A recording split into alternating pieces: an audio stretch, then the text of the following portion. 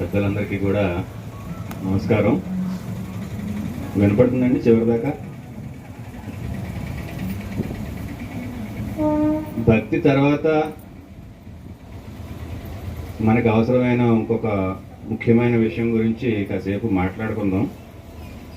ఇది ప్రసంగం కాదు, కొన్ని మన చుట్టూ మన సమాజం మీద ఏదైతే ఈర్ష్య అసూయలు ప్రతి మనిషిలో ఉండేవి, ఆ రిషట్స్ వర్గాల్ని మనం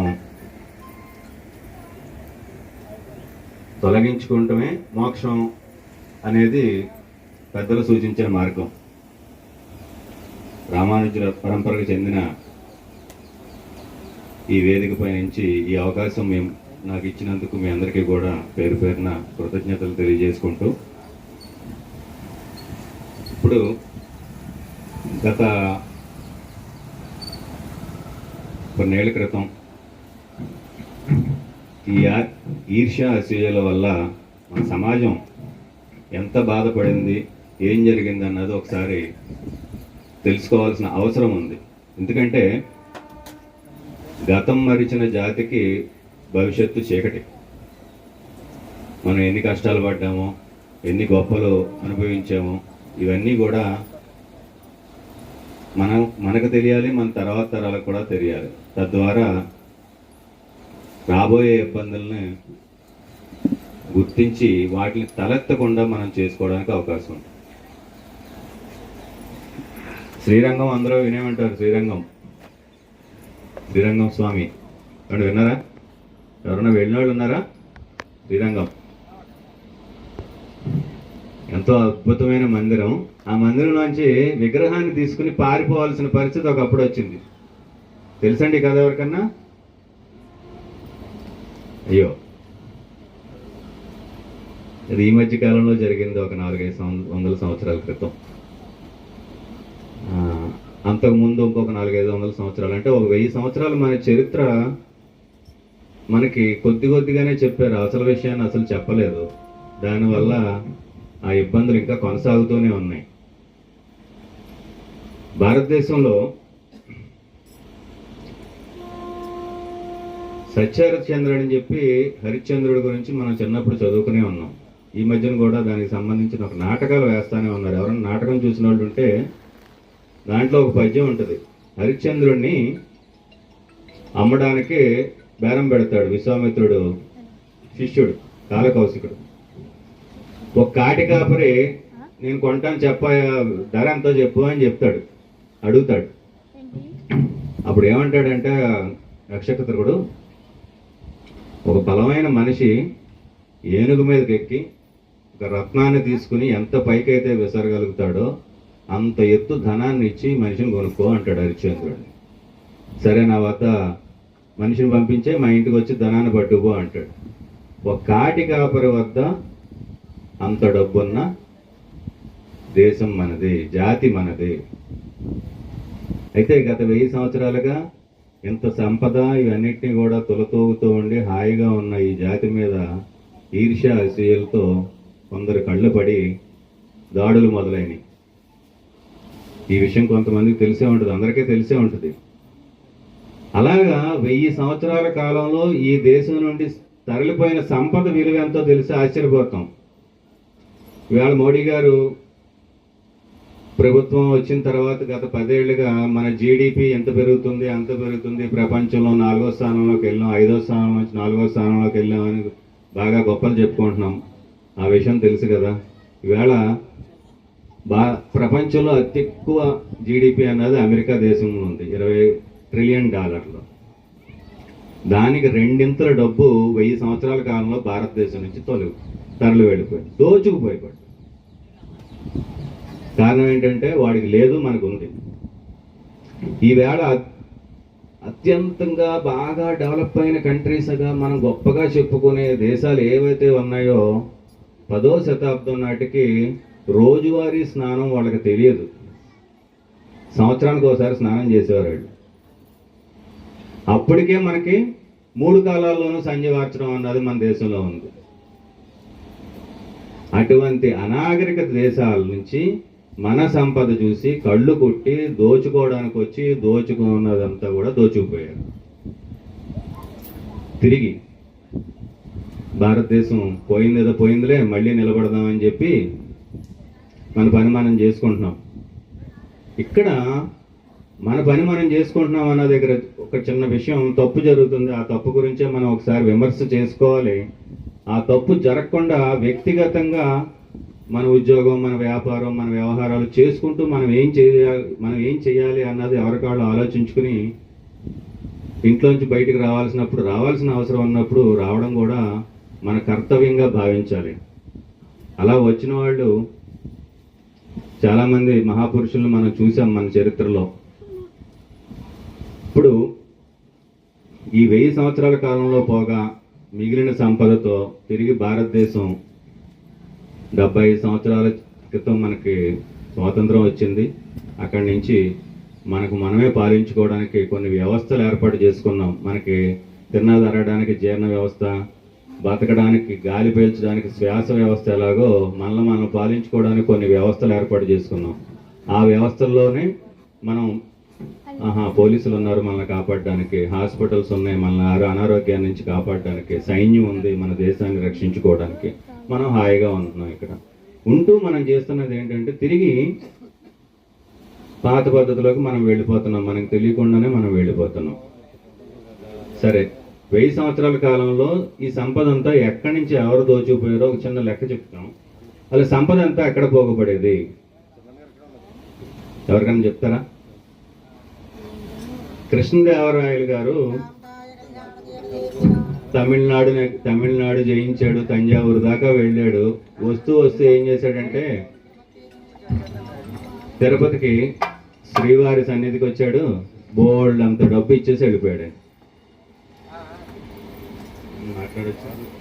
బోల్డ్ అంత డబ్బు ఇచ్చి వెళ్ళిపోయాడు. ఇలాగా ప్రతి చక్రవర్తి, ప్రతి మహారాజు కూడా, ప్రతి డబ్బున్న ధనికుడు కూడా దేవుడికి డబ్బులు ఇచ్చేవారు. ఆ డబ్బు అంతా కూడా దేవుడి దగ్గర ఉండేది, ఆ సంపద అంతా కూడా. మీరు వినే ఉంటారు, తిరువనంతపురం దేవుడి గుడిలో కింద నేలమాళిగల్లో ఎన్ని లక్షల కోట్ల రూపాయల బంగారం ఇప్పటికీ ఉందన్నది. అలాగే 2 నెలల క్రితం పూరిలో కింద నేలమాళిగల కౌంటింగ్ మొదలైంది. ఇప్పుడు ఇంకా బయటికి రాలేదు ఎంత డబ్బు ఉందన్నది. ఇలాగా దేవాలయాల దగ్గర పెట్టుకున్న డబ్బు అంతా కూడా దోచుకుపోబడింది. సోమనాథ్ దేవాలయం అని చెప్పి మీరు వినే ఉంటారు, వెళ్ళే ఉంటారు సోమనాథేశ్వరుడి దర్శనానికి. ఆ దేవాలయం అత్యంత విశాలమైన దేవాలయం. ఆ దేవాలయంలో ఉన్న గంటకు మోగించడానికి ఉపయోగించే గొలుసు బరువు 200 మణుగులు బంగారం. మణుగంటే ఇప్పుడు లెక్కల్లో 13 కేజీలు వేసుకుంటే కనుక 200 × 13 కేజీలు. అంత బరువు ఉన్న గొలుసు, బంగారం గొలుసు ఆ దేవాలయానికి ఉండేదంటే ఎంత ఆస్తి ఉండేదో చూడండి. అప్పుడు హిందూ సమాజం ఈ డబ్బంతా దేవాలయాల దగ్గర చేర్చేది. ఏదైనా కరువు కాటకాలు వస్తే తిరిగి ఆ దేవాలయాల నుంచి తీసుకుని ఉపయోగించుకుని మళ్ళీ చేర్చేసేవారు. అదంతా కూడా శివాజీ మహారాజు పట్టాభిషిక్తుడు అయిన తర్వాత స్వామీజీని పిలిచి ఈ రాజ్యాన్ని నీకు దారపోసేస్తున్నాను అంటాడు. పోసేస్తాడు, దారం ఇచ్చేస్తాడు. తిరిగి ఆయన, నేను సన్యాసిని, నాకు ఈ రాజ్యంతో పని లేదు, నా తరపున నువ్వు పాలించు అని చెప్పి మళ్ళీ రాజ్యాన్ని అతనికి అప్పగిస్తాడు. అలాగా మన మహారాజులు ఇదంతా కూడా ఒక పరంపరను కొనసాగిస్తూ ఈ ఐశ్వర్యం మీద దీని మీద మోజు లేకుండా వాళ్ళు చక్కని పాలన అందించేవారు అప్పట్లో. అయితే ఇప్పుడు ఇన్ని కోట్ల రూపాయలు, దాని వాల్యూ మనం కట్టలేం కాబట్టి కోట్లు అనుకున్నాం, కాసేపు వెళ్ళిపోయింది. మిగతా ప్రపంచం అంతా కూడా బాగుంది. ఇప్పుడు భారతదేశం పరిస్థితి చూస్తే మన హిందువులందరూ కూడా తిరిగి ఏ దేవాలయాల దగ్గర అయితే డబ్బంతా ఉంచామో అప్పట్లో దోచుకుపోయారో తిరిగి ఆ దేవాలయాల దగ్గరికి మళ్ళీ డబ్బు చేర్చడం మొదలుపెట్టాం. కుబేరుడికి అప్పు ఉన్నాడని చెప్పి స్వామివారికి డబ్బు ఇస్తున్నాం, తీసుకెళ్ళి కుండీల్లో డబ్బులు వేస్తున్నాం. ఈవేళ తిరుమల తిరుపతి దేవస్థానం తాలూకా వాల్యూ ఏదైతే మొన్న మధ్యన లెక్క కడితే వచ్చిందో 2,50,000 కోట్ల రూపాయలు టీటీడీ ఆస్తి వాల్యూ. ఇలాగ భారతదేశం అంతటా ఉన్న చేరే సంపద లెక్కేస్తే ఒక 50 లక్షల కోట్ల రూపాయలుగా ఇంచుమించుగా ఈ మధ్యనే ఒక ప్రైవేటు సర్వే సంస్థ వాళ్ళు తేల్చారు. అది సరే, శ్రీనివాస్ గారి లెక్కలన్నీ బాగానే ఉన్నాయి, దానివల్ల నాకు ఉపయోగం ఏంటి, మీకు ఉపయోగం ఏంటి? దేవస్థానాలు అయితే ఒప్పేవో, మనకు ఊరకనే ఇవ్వు, ఏం చేయాలి? సరే, ఇక్కడ ఒక ప్రశ్న సమాజానికి మనకు వేసుకోవాల్సిన ప్రశ్న, మన సమాజానికి మనం వేయాల్సిన ప్రశ్న. గత 1000 ఏళ్ళుగా దోచుకుపోయిన సంపద తిరిగి మళ్ళీ అదే చోటకు పోగుపడుతుంటే మళ్ళీ దోచుకుపోకూడదని చెప్పి ఏదైనా గ్యారంటీ ఉందా?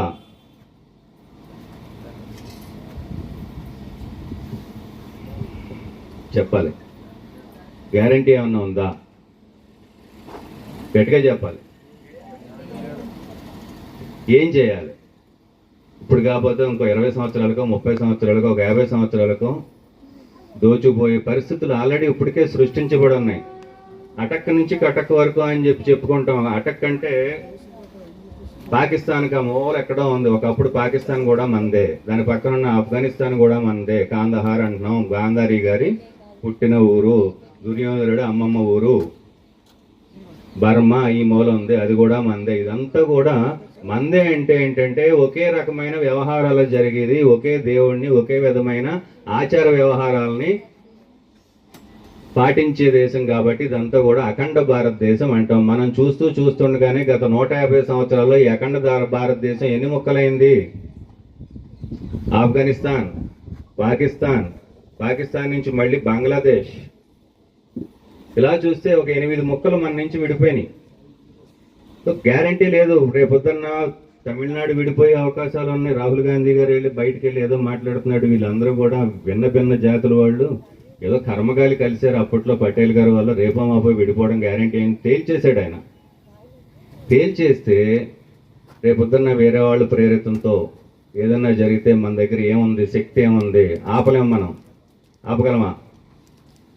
ఈ ప్రశ్నలకు సమాధానం మనమే వేసుకోవాలి, మనమే చెప్పుకోవాలి. దానికి సంబంధించిన ప్రయత్నం కూడా మనమే చేయాలి. ఇప్పుడు ఇది కొద్దిగా సంక్లిష్టమైన ప్రశ్నలు, లేకపోతే వ్యవహారం కింద ఉంది. మీరు వచ్చిందేమో, మనందరం కలిసిందేమో స్వామివారికి చేసి ఏదో కొద్దో గొప్ప వీలైతే ఒక లారీ పుణ్యం ఇంటి పట్టుకుపోదాం, వచ్చే జన్మ లేకుండా చేసుకుందాం అంటే శ్రీనివాస్ వచ్చి బొర్రపాటు చేస్తున్నాడు, పక్కన ఆకలేస్తుందని ఫీల్ అయితే నేనేం చేయలేను. నాకు ఇంకొక 10-15 నిమిషాలు టైం ఇస్తే, మీరందరూ అనుమతిస్తేనే మాట్లాడతాను, లేదంటే నేను వెళ్ళిపోతాను. మాట్లాడమంటారా అమ్మా? ధన్యవాదాలు. ఒక 15 నిమిషాలు నాకు టైం దొరికింది. సరే, ఇప్పుడు మనల్ని కులాల వారిగా విడదీశారు. ఎవరు చేశారు ఏంటో మాట్లాడొద్దు. నేను ఎవరిని వ్యక్తిగతంగా విమర్శించడానికి మాట్లాడలేదు. ఇక్కడ ఏ పార్టీకి మనం సంబంధం లేదు. ఒక భక్తి, ఒక జాతి. ఆ జాతి గురించి మనందరం హిందువులం. ఆ జాతి గురించే కాసేపు మాట్లాడుకుందాం. కులాల వారిగా విడదీశారు. వాళ్ళ అధికారం కోసం ఏ పార్టీ అయినా సరే పప్పం గడుపుకుంటున్నారు. ఇది గమనించారు కదా అందరూ? ఏమండి, మీ మనసులో ఉందో భావం చెప్పండి. ఇప్పుడు ఎవరో వీడియో అయితే ఎవరో తీయట్లేదు, ఎవరో పేరు చెప్పరు బయటికి వెళ్ళి. ఈ చిన్న చిన్న విషయాలు మన సమాజాన్ని, మన హిందూ సమాజాన్ని సమూలంగా ఒక్కొక్కటి వేళతో సహా పెకిలించే పరిస్థితి దారి తీయబోతున్నాయి. దీని గురించే మనం ఆలోచించాలి ఒకసారి. ఇప్పుడు పరిష్కారం గురించి మనం ఒకసారి ఆలోచిద్దాం. ఏదైతే డబ్బు దేవాలయాల దగ్గరికి చేరిపోతుందో ఆ డబ్బు తిరిగి సద్వినియోగం చేయాలి. అవునా కదా? సద్వినియోగం చేయాలంటే ఏం చేయాలి? మనకు ఫ్రీగా భోజనం పెడుతున్నారు, తిరుపతి వెళ్తే ఉచితంగా వసతి ఇస్తున్నారు. దాన్ని దాటి ముందుకు వెళ్ళాలి. మీరు గమనించారో లేదో, మీ అందరికీ అనుభవం ఉండే ఉంటుంది. మనలోనే కొంతమంది, మన చుట్టాలు అవ్వచ్చు, మన స్నేహితులు అవ్వచ్చు, మన మిత్రులు అవ్వచ్చు, వీళ్ళందరూ కూడా ఏ కారణం అయితేనే అన్య మతాల్లోకి వెళ్ళిపోతున్నారు. వెళ్ళిపోయారా? అందరి ఫ్యామిలీలోనే ఎవరికన్నా అనుభవం ఉందండి? దగ్గరలో వెళ్ళినారు. సరే, ఏదో దేవుడిని పోల్చుకుంటున్నారులే, పోతే పోయింది కదా అంటే మన సంస్కృతిని, సాంప్రదాయాల్ని, ఏదో దీంట్లో ఉన్న గొప్పతనాన్ని కూడా వాళ్ళు వదిలేసిపోతున్నారు. దానివల్ల ఏమవుతుంది? మనమే బలహీనం అవుతున్నాం. దీన్ని ఆపాలి అంటే ఏం చేయాలి? కాళ్ళు పట్టుకు బతిమాలదామా? రామానుజులు చేసిన పని గొప్ప పని చేశారు అప్పట్లోనూ. గురువుగారు అంటాడు, నీకు మంత్రోపదేశం చేస్తాను, ఈ మంత్రం జపం చేస్తే భగవంతుడి దగ్గరికి వెళ్ళిపోతావు అంటే, నేను ఒక్కడిని వెళ్ళిపోతే నాకు ఉపయోగమైన మహాస్వామి, నేను అందరికీ చెప్పేస్తానని చెప్పి గుడి గోపురం ఎక్కి అరుస్తాడు ఆ మంత్రం. ఆ పరంపర ఎదురుగుండా కూర్చొని మనం ఎలా ఆలోచించాలన్న దాని గురించి ఇది మాట్లాడేది ఇదంతా. మన తమ్ముడు, మన అన్నయ్య, మన చెల్లెలు, మన అక్క అన్య మతాల్లోకి వెళ్తుంటే మనం ఏం చేయలేకపోతున్నాం. ఈ బాధ ఉందా లేదా అందరికీ? సరే, అన్య మతాల్లోకి వెళ్ళిపోవడానికి కారణాలు ఒక 3-4 ఇంపార్టెంట్ కారణాలు మన కార్యకర్తలు అందరూ పనిచేసే వాళ్ళు ఐడెంటిఫై చేస్తే దాంట్లో అతి ముఖ్యమైనది ఏంటంటే ఆరోగ్యానికి సంబంధించి ఒక కారణం. ఆరోగ్యాన్ని మనం ఇవ్వలేము, ప్రతి మనిషికి అనారోగ్యం వస్తుంది. సరిగ్గా అదే టైంలో అన్య మతాల వాళ్ళు రావడం, వాళ్ళని ప్రలోభ పెట్టడం అన్నది జరుగుతుంది. రెండో కారణం ఏంటంటే తిరుపతి వెళ్ళిన వాళ్ళు అందరికీ తెలుసు, ఆ స్వామివారి దర్శనం ఇందాక మా శివగారు చెప్తుంటే నిజంగా కళ్ళ ముందు ఆ వెంకటేశ్వర స్వామి ప్రత్యక్షమయ్యాడు. 8 అడుగుల విగ్రహం, 8 అడుగులుగా సాలగ్రామశిల, 9 అడుగుల విగ్రహం అందరికీ ప్రత్యక్షమైంది. ఈ అనుభూతిని వాళ్ళు కోల్పోతున్నారు. ఈ అనుభూతిని వాళ్ళు కోల్పోతున్నారు. ఎలా కోల్పోతున్నారు? ఈవేళ తిరుపతి వెళ్ళి రావాలి అంటే ఎన్ని వేల రూపాయలు ఖర్చు అవుతుంది? 2 ఏళ్లకో 3 ఏళ్లకో రూపాయి పోగు చేసి తిరుపతి వెళ్ళి దర్శనం చేసుకుని వచ్చే పరిస్థితిలో ఈవేళ హిందూ సమాజం ఉంది. ఆ మతం మారే వాళ్ళందరూ కూడా ఆర్థికంగా బలహీనంగా ఉన్న కుటుంబాల వారే. కులం ఏదైనా సరే ఆర్థికంగా బలహీనంగా ఉంటే దేవుడు గుర్తున్నాడు, ముందు కడుపే గుర్తుంటుంది. అక్కడ ఆ కడుపుతో ఆకలి తీర్చుకునే టైంలో ఏదో ఒక అనారోగ్యం వస్తుంది మనిషి అన్నాక ఎవరో ఒకళ్ళు వచ్చి ప్రలోభ పెడుతున్నారు, మతం మారుతున్నారు. ఇదే జరుగుతుంది అన్ని చోట్ల కూడా. ఏదైతే డబ్బు మన గుళ్ళ దగ్గర పోగుపడుతుందో దాన్ని బ్యాంకుల్లో డిపాజిట్ చేస్తే కనుక ఒక సంవత్సరంలో మన ఈ మధ్యన ఈవో గారు ధర్మారెడ్డి గారు చెప్పాడు, లాస్ట్ ఇయర్ తిరుపతికి వచ్చిన డబ్బు 15,000 కోట్ల రూపాయలు అటండి. డబ్బు మాత్రమే. ఇంక బంగారం సంవత్సరానికి ఎంత వస్తుంది అది వేరే విషయం. ఈ డబ్బుతో రేషన్ కార్డు, తెల్ల రేషన్ కార్డు ఉన్న వాళ్ళ ఫ్యామిలీని సంవత్సరానికి ఒకసారి ఒక పుణ్యక్షేత్రానికి దర్శనానికి తీసుకెళ్లి ఇలాంటి కళ్యాణాలను వీటిలోనూ పాల్గొనేలా చేస్తే వాళ్ళు మతం మారతారా? ఇది ఒక ప్రపోజల్. ఎలా ఉంది చెప్పండి?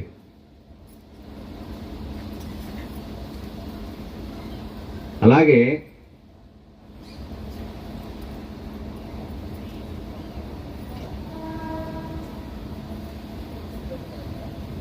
నాకేం ఇబ్బంది లేదు. మీరు అంటే ముఖ్యమైన కార్యం అది కదా, నేను డిస్టర్బ్ చేయకుండా ఉంటాను. ఒక నిమిషం ఆగాను, పర్వాలేదు.